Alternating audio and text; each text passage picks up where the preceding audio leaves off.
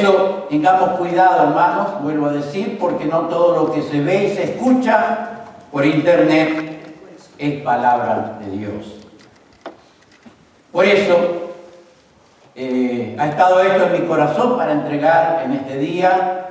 Empezamos el año diciendo: Señor, dame este monte, pero para que Él nos dé el monte tenemos que estar firmes y seguros en lo que es nuestra fe.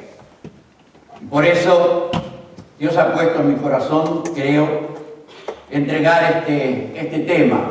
En esto creemos. Y repito, es un domingo de enseñanza, un domingo de doctrina. Por eso vamos a ver algunas cosas en cuanto a lo que creemos. Creo que vamos a ir teniéndola ahí en el telón. Lo primero que quiero mencionar: creemos en la Trinidad. No por Dios, no por tres dioses, sino un Dios en tres personas. El Padre, Jehová Dios, creador del cielo, de la tierra y de nosotros, seres humanos. El Hijo, Jesucristo venido en carne, muerto en la cruz, resucitado al tercer día, ascendido al cielo, donde está sentado a la diestra de Dios, intercediendo por cada uno de nosotros. El Padre, el Hijo y el Espíritu Santo, nuestro consolador, nuestro ayudador, nuestro guiador, nuestro consejero, nuestro maestro, etcétera, etcétera. La Trinidad no es un término que está en la Biblia. Si lo buscas en el diccionario bíblico, Trinidad no está, es la palabra Trinidad, pero sí está claramente en varios pasajes lo que se ha llamado la Trinidad: Padre, Hijo y Espíritu Santo. Lo vemos en varios pasajes, pero un pasaje claro que podemos verlo es cuando Jesús es bautizado. Ahí vemos que Jesús es bautizado, el Padre habla desde el cielo y el Espíritu Santo viene a Él en forma corporal. Y es lo que leemos en Lucas capítulo 3, versos 21 y 22. Dice: Jesús fue bautizado y orando el cielo se abrió y descendió el Espíritu Santo sobre Él en forma corporal como paloma. Y vino una voz del cielo que decía: Tú eres el Hijo amado, en quien tengo complacencia. Amén. Creemos en la Trinidad. Segundo, creemos que la única y verdadera iglesia es la que fue fundada por Jesucristo mismo, cuando dijo: sobre esta roca edificaré mi iglesia. Y hermanos, cuando Jesús dice esta roca, no se está refiriendo a la persona de Pedro como una falsa iglesia declara. Yo no quisiera estar viviendo, predicando en una iglesia que está fundada sobre un hombre, sobre un ser humano. Y sobre Pedro, que un día le dice a Jesús: estoy dispuesto a morir por ti, y al otro día lo niega 3 veces. Esta roca no fue Pedro, sino cuando Jesús dice: edificaré mi iglesia sobre esta roca, lo que quiere decir es la declaración de Pedro. Eso sí, cuando dice: tú eres el Cristo, el Hijo del Dios viviente. Sobre esa roca, la declaración de Pedro de que Jesús es el Cristo, sobre esa roca, sobre esa base, sí está fundada la iglesia de Jesús. Y la iglesia de Jesús oficialmente nace, como ya hemos dicho, el día de Pentecostés, cuando el Espíritu Santo llega a la tierra para cumplir una nueva función. El Espíritu Santo está desde el principio como Dios que es, pero viene a la tierra del Pentecostés para cumplir una nueva función dentro de la iglesia. Jesús no podía estar en todos los lugares, no podía estar como cuando estaba en la tierra en forma corporal. Por eso Él dijo que el Espíritu Santo vendría para estar en nosotros y también para estar con nosotros. El Espíritu Santo está en mí y el Espíritu Santo va conmigo a donde quiera que yo voy. Y también lo mismo es contigo, hermano y hermana. Así que creemos en la única y verdadera iglesia que fue fundada por Jesucristo mismo. Tercero, creemos en una iglesia que bautiza en el nombre del Padre, del Hijo y del Espíritu Santo, tal cual Jesús nos enseñó. Por eso, hermanos, no acepto la doctrina de una secta que se llama Lo Solo Jesús. Ellos creen en Jesús, pero no toman en cuenta ni al Padre ni al Espíritu Santo. Por otro lado, los testigos de Jehová tampoco creen en la Trinidad. Y para mí, hermanos, negar la Trinidad directamente lo convierte en una secta falsa. Quien no crea en la Trinidad, el Padre, el Hijo y el Espíritu Santo, directamente es una secta falsa. Seguimos. Creemos que la iglesia de Jesucristo es una iglesia que testifica, que predica, que bautiza, que enseña y que discipula con la palabra de Dios. Esa es la tarea de la iglesia en general. Y es la tarea de cada uno de nosotros que somos discípulos del Señor en particular. La tarea de la iglesia es predicar el Evangelio. La tarea de nosotros como discípulos del Señor también es testificar, es predicar de Jesús. Y eso es lo que Jesús dijo a sus discípulos. Lo leemos en los dos Evangelios. Primero Mateo, el capítulo 28, a partir del verso 18, dice: Jesús se acercó y les habló diciendo: todo poder me es dado en el cielo y en la tierra. Por tanto, id y haced discípulos a todas las naciones. Y ahí viene lo que yo les dije: bautizándolos en el nombre del Padre y del Hijo y del Espíritu Santo. Sigue enseñándoles que guarden todas las cosas que os he mandado. Y entonces viene la gran promesa: y aquí yo estoy con vosotros todos los días hasta el fin del mundo. Amén. El evangelista Marcos escribe más o menos lo mismo usando otras palabras. Y les dijo Jesús: id por todo el mundo y predicad el evangelio a toda criatura. El que creyere y fuere bautizado será salvo, y el que no creyere será condenado. Y estas señales seguirán a los que creen. En mi nombre echarán fuera demonios. En mi nombre hablarán nuevas lenguas. Tomarán en las manos serpientes. Y si bebieren cosa mortífera no les hará daño. Sobre los enfermos pondrán las manos y sanarán. Ahora, es interesante porque Jesús les da la orden de salir a predicar, de salir a testificar de Él, de salir a ser discípulos a todas las naciones, pero de pronto les dijo que no podían salir a testificar, que no podían salir a cumplir lo que Él les había dicho hasta que.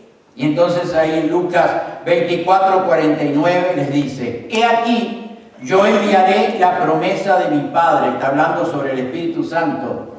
Pero quedaos en la ciudad de Jerusalén hasta que seáis investidos de poder desde lo alto. Primero les envía a predicar, pero luego les dice: no, todavía no se vayan de Jerusalén, quédense hasta que venga sobre ustedes la promesa de mi Padre. Y Jesús dice, cuando ya está subiendo, casi ascendiendo a los cielos, Él dice lo que leyó el hermano Jimmy: recibiréis poder cuando venga sobre ustedes el Espíritu Santo. O sea, lo que Jesús les está diciendo es que para salir a ser discípulos, para salir a predicar, para salir a conquistar terreno enemigo, tienen que tener el poder del Espíritu Santo. Recibiréis poder cuando venga sobre ustedes el Espíritu Santo y me seréis testigos. Para ser testigos necesitamos ser llenos del Espíritu Santo. En cuanto a eso, creemos en una iglesia que busca el bautismo del Espíritu Santo con el don de hablar en nuevas lenguas. Jesús lo dijo, ya lo leímos hace un momentito, en mi nombre hablarán nuevas lenguas. Como lo leemos en el libro de los Hechos, cuando llega el día del Pentecostés, dice la Biblia, y fueron todos llenos del Espíritu Santo y comenzaron a hablar en nuevas lenguas según el Espíritu les daba que hablasen. Hechos capítulo 10, versículos 45 y 46, nos relata el momento en que Pedro, junto con algunos discípulos, llegan enviados por el Espíritu Santo a la casa de Cornelio.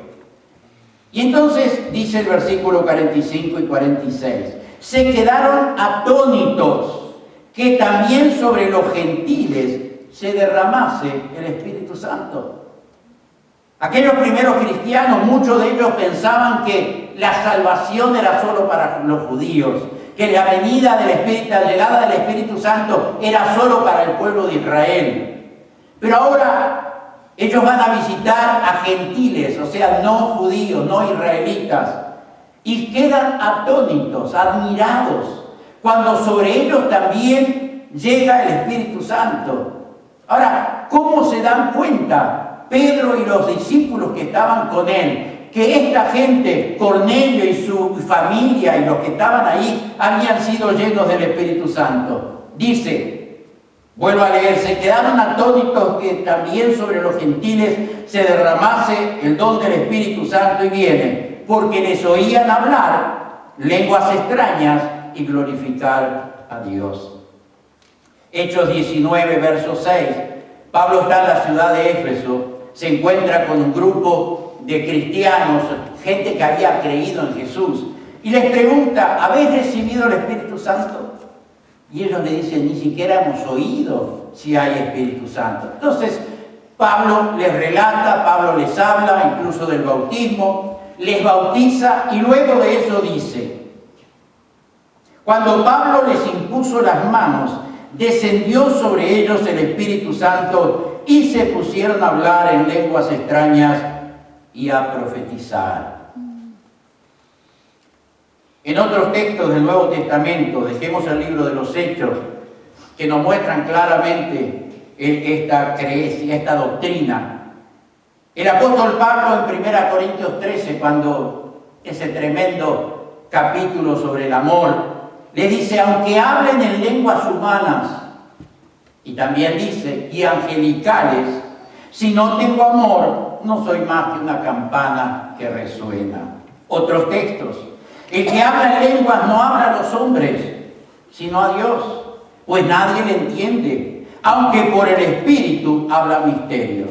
El que habla en lengua extraña, a sí mismo se edifica. Así que dice Pablo, quisiera que todos vosotros hablaseis en nuevas lenguas. Y también dice, y doy gracias a Dios que hablo en lenguas más que todos vosotros, pero en la iglesia prefiero hablar 5 palabras con mi entendimiento para enseñar también a otros que 10.000 palabras en lenguas desconocidas. Y en eso estoy totalmente de acuerdo. Como testimonio personal, les puedo contar que anhelaba ser lleno del Espíritu Santo. Todo el mundo era bautizado en el Espíritu Santo, había un avivamiento en la iglesia, y yo anhelaba recibirlo, lo buscaba con todo mi corazón, y tenía 16 años cuando Dios me bautizó en el Espíritu Santo y comencé a hablar en nuevas lenguas. Han pasado 60 y algo de años, y lo sigo haciendo, hermanos. Hablo en nuevas lenguas en mi casa, lo hago a veces caminando por la calle, lo hago conduciendo el vehículo. Pero como el apóstol Pablo, digo lo mismo, en la iglesia prefiero hablar en el idioma que la gente me hable. Si bien hay momentos cuando la presencia de Dios es tan real, es tan hermosa, que lo hago muy suavemente, que nadie me escuche. Así que creemos en una iglesia que busca, pero hay que buscarlo, hermanos. Hay que anhelarlo con el corazón. Yo lo recibí cuando lo anhelaba, lo buscaba, oraba, pedía a Dios y Dios lo contestó. Y Jesús dice que Él, como buen Dios, como buen Padre, que da a sus hijos lo que le piden, también os llenará del Espíritu Santo. Sigo. Creemos en una iglesia que enseña a ser discípulos y vivir como Jesús quiere que vivamos. El texto que ya leímos en Mateo 28. Ir y hacer discípulos a todas las naciones, enseñándoles. Es lo que estoy haciendo hoy, hermanos, teniendo un culto de enseñanza, porque también lo necesitamos para no irnos por ahí siguiéndolo cualquier cosa que escuchemos. Por eso entiendo que los cultos de enseñanza son muy importantes para la iglesia, como también entiendo que la escuela dominical es importante cuando podemos enseñar a los niños a amar a Jesús, a seguir a Jesús, a servir a Jesús. Y de hacer discípulos a todas las naciones, repito el texto, bautizándolos en el nombre del Padre, del Hijo y del Espíritu Santo y enseñándoles que guarden todas las cosas que yo os he mandado. Y para aprender a caminar como Dios quiere que caminemos, para ser buenos discípulos del Señor, para caminar conforme a lo que la palabra del Señor nos enseña, tenemos esta bendita palabra, la Santa Biblia, que es, hermanos, nuestra única fuente de autoridad. No tenemos otro libro. Puede haber muchos y buenos libros de enseñanza, de testimonio, claro que sí, pero aquí está nuestra única fuente de autoridad. Y lo que salga, por más lindo que sea el libro, por más lindo que esté escrito, si sale fuera de la palabra de Dios, no lo leas, déjalo a un costado. Porque la Biblia es nuestra única fuente de autoridad. La Biblia es la luz, dice la palabra de Dios, la luz que guía nuestros pasos. Hay preguntas, busca al Espíritu Santo que te muestre en la Biblia y Él lo hará, porque esta es la luz que ilumina nuestro camino. Y es interesante, hermanos, porque creo que no hay otro libro que la Biblia donde el autor está siempre cuando la abrimos. Cuando la abrimos para leer, el autor siempre está con nosotros. Amén. Creo que no hay muchos libros como ese. No voy a hablar mucho más porque el domingo que viene es el Día de la Biblia en Suecia y entonces celebraremos el Día de la Biblia y hablaré un poco más de la importancia de la Biblia, la palabra de Dios sobre nuestras vidas como cristianos. Seguimos. Creo en una iglesia que practica la sanidad divina de todo tipo de enfermedad. Puede ser un resfrío o puede ser un cáncer terminal. No hay límites para el poder de Dios. Lo creemos, ¿verdad? No hay límites. Lo que es imposible para los hombres, dice la Biblia, ¿qué? Es posible para Dios. Amén. En otra palabra dice, todas las cosas son posibles para Dios. Aleluya. Así que creemos en una iglesia que practica la sanidad divina. Una iglesia que unge con aceite de acuerdo a la palabra de Dios. Amén.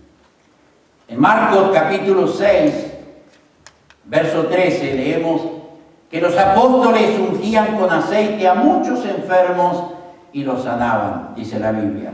Santiago capítulo 5, verso 14, leemos, ¿está alguno enfermo entre vosotros?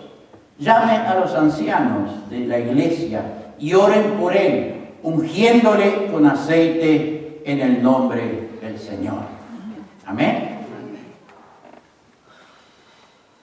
La unción de aceite, y esto es muy importante tenerlo en cuenta, hermanos, porque hay de todo dentro del mundo evangélico, en el mundo. La unción con aceite, de acuerdo al Nuevo Testamento, no se practica en ninguna otra actividad que no sea ungir a los enfermos para ser sanados. No se pone aceite en las paredes cuando te mudas a un nuevo departamento, a una nueva casa, como hay muchos pastores que lo hacen. Vamos a orar, te vas a mudar, hermano, vamos a orar, y se llevan el aceite y empiezan a nutrir las paredes. ¿Dónde está eso en la Biblia? Estuve en una gran convención de pastores, de evangelistas, de misioneros, y ahí nos invitaron a salir por la ciudad, a bendecir la ciudad tirando aceite en las casas, en las calles, en las esquinas. Por supuesto no lo hice porque siempre he tenido claro, porque me lo enseñaron muy bien en la iglesia donde yo comencé a servir a Dios, que la unción con aceite en el Nuevo Testamento, en el Antiguo Testamento era otra cosa, pero en el Nuevo Testamento, en el nuevo pacto en el cual estamos viviendo, la unción con aceite es solamente en lo que tiene que ver con la sanidad divina. ¿Está alguno enfermo entre vosotros? Alguno me ha dicho, estuve enfermo y nadie me visitó, nadie me llamó. ¿Avisaste que estabas enfermo? Porque es lo que dice la Biblia, ¿verdad? ¿Está alguno enfermo? Llame a los ancianos de la iglesia. Y ellos oren por él, ungiéndole con aceite en el nombre del Señor. Eso era un paréntesis que quiero decir, porque lo he escuchado en mis años de pastorado. Estuve enfermo y todavía enojado, y algunos hasta se van de la iglesia. Estuve enfermo y nadie me visitó, ni siquiera me llamaron por teléfono. Pero avisaste, hermano, que estabas enfermo. Bueno, sigo.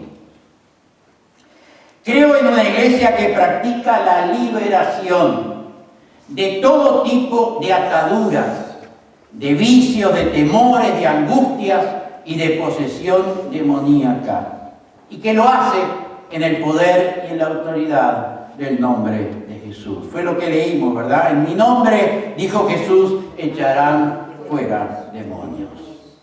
Bendito sea Dios, porque el poder del nombre de Jesús es enorme, hermanos, es enorme. He estado en tantos cultos donde ha habido demonios gritando, insultando, incluso diciéndome, voy a salir pero voy a entrar en ti. Y en mí no puedes entrar, le decía el demonio, porque en mí está el Espíritu Santo. Lo que tienes que hacer es salir, y salir en el nombre de Jesús. Y salían. El que no lo ha vivido, como que es difícil entender cómo una persona puede llegar a ser tan poseída por demonios que hablen los demonios a través de esa persona. Y que uno puede llegar a tener un diálogo hasta que llega el momento que uno dice, basta, hasta aquí, está bien. Incluso a veces hemos escuchado a endemoniados decir dónde y por qué el demonio entró en esas vidas. Quizás un familiar que quiso hacerle un daño, que enterró a veces, dice, enterramos en tal lugar algo para hacerte daño. Y han ido pastores o evangelistas a ese lugar, lo desenterraron y ahí estaba. Y al romperlo se liberaron los demonios, se liberaron las personas. El mundo espiritual es tremendo, hermanos. Es tremendo. Quizás en Suecia no se ve de la misma manera, pero los demonios están activos en Suecia como lo están en Brasil, en Uruguay o en cualquier otro lugar. Así que tengamos cuidado. Caminemos de acuerdo a la palabra de Dios, con el Espíritu Santo, estando seguros que el Espíritu Santo está dentro nuestro, porque entonces no habrá demonios que puedan entrar en nosotros. Podrán venir tristezas, pero eso es otra cosa, o angustia a veces, pero también de eso el Espíritu Santo nos quiere liberar. En el poder y en la autoridad del nombre de Jesús. Amén. Aleluya. Hay poder, hermanos, en el nombre de Jesús. No hay demonio que se resista al poder del nombre de Jesús. Bendito sea el nombre del Señor. Creo en una iglesia que vive en comunión. Estoy hablando de una verdadera unión espiritual. Eso es lo que quiere decir la palabra comunión. Es una unión, algo en común. Salmo 133, mirad cuán bueno y delicioso es habitar los hermanos juntos. Podemos estar juntos, pero estar totalmente desunidos. Ese lugar no es el que el salmista dice. Qué bueno y delicioso es habitar los hermanos juntos en armonía, en la unión espiritual, que es la que Dios quiere, hermano y hermana, que nosotros vivamos. Porque una verdadera unión espiritual, escúchame hermano y hermana, es la que nos hace fuertes para resistir todo ataque del diablo. En el poder del nombre de Jesús nosotros somos fuertes para resistir el ataque. Pero cuando hablo de la iglesia, cuando hablo de la congregación, cuando hablo del cuerpo de Cristo, estoy hablando de que la unidad, la unión, el compañerismo, todo lo que podamos sacar con ese término, nos hace fuertes para resistir los ataques del diablo, para desunirnos. Hermano y hermana, la Biblia lo dice, ¿qué es lo que sabe hacer el diablo? No sabe hacer otra cosa que robar, matar y destruir. Es que no sabe hacer otra cosa. Por eso debemos estar atentos a los ataques del diablo, tanto a nivel personal como cuando el diablo de alguna manera quiera atacar la congregación, quiera atacar la unidad del pueblo de Dios. Si él puede, escúchame, si él puede usar la desunión para destruir la iglesia, escúchame, lo hará. ¿Me escucharon? Sí. Si él puede usar la desunión para destruir la iglesia, la congregación lo hará. Por eso es que debemos estar atentos, hermanos, resguardados siempre para mantener la unidad del Espíritu. Como dice el apóstol, en el vínculo de la paz. Por eso, hermanos, permítame darte dos consejos. En primer lugar, no aceptes críticas de la iglesia de parte de nadie. No aceptes críticas de la iglesia de parte de nadie. No aceptes que te vengan a decir en esta iglesia no hay función, hermano. ¿Sabes lo que tienes que hacer para resguardar la iglesia en la unidad? Taparle la boca a la persona que habla, sea quien sea. Así venga el pastor a hablarte algo mal, en el nombre de Jesús dices, no, nada más, no quiero escucharte más. Si quieres hablarme de bendición, háblame.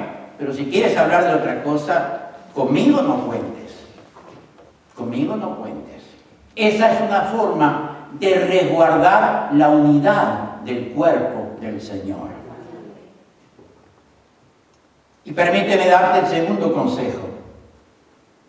Ninguna reunión que no sea, lo digo así, ninguna reunión es autorizada por el pastor, salvo que se anuncie desde este púlpito. Si te invitan a otra reunión, puede ser otra iglesia que sea buena, habla conmigo. Pastor, me invitaron un día a acompañar a alguien a tal iglesia. Está bien. Puede ser que te lo diga, si conozco la iglesia y si conozco el pastor. Pero ninguna otra reunión que no se anuncie desde este lugar.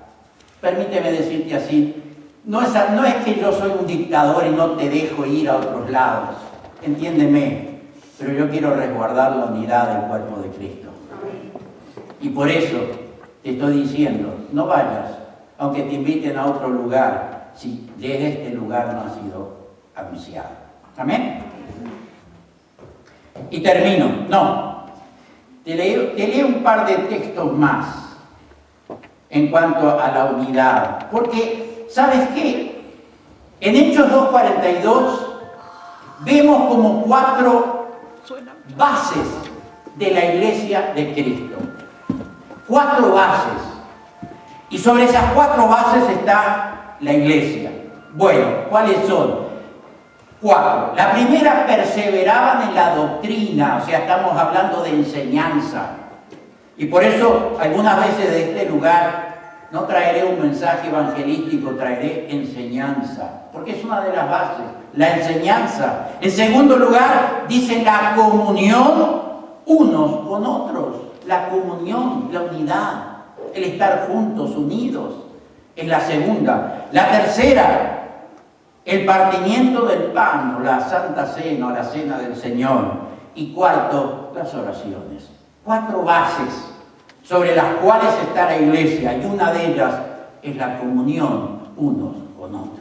Amén. Hermano y hermana, resguardemos la comunión de la iglesia en el nombre de Jesús. El capítulo 4 es el último texto. El capítulo 4 de Hechos dice: y la multitud de los que habían creído, y me gusta porque esto es lo que es comunión, lo que es unidad. La multitud de los que habían creído eran de un corazón y un alma. Un corazón y un alma. Y ninguno decía ser suyo propio nada de lo que poseía, sino que todos tenían las cosas en común. O sea, cuando hay una verdadera unión espiritual, hermano y hermana, nos ayudamos unos a otros. De diferentes maneras nos ayudamos unos a otros y no nos criticamos unos a otros. Amén. Lo último, creemos en una iglesia que espera el retorno de Jesús. Aleluya. A buscar a su iglesia. Jesús lo dijo también: por esto también ustedes deben estar preparados, porque el Hijo del Hombre vendrá cuando menos lo esperen.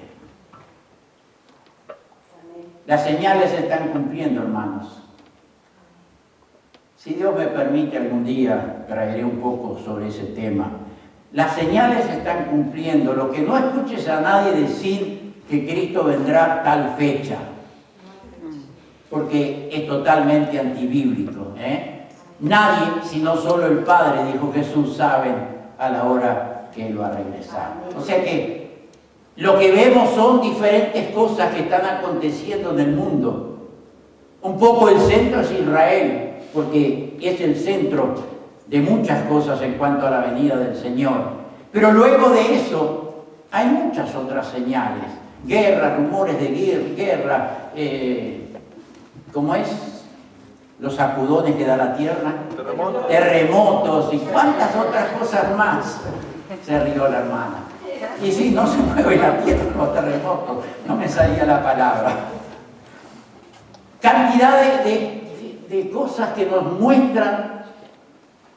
No sé si vamos a llegar, no digo ninguna fecha porque sería antibíblico, pero todo se está preparando para que venga el Señor a buscar a su iglesia. Estemos preparados.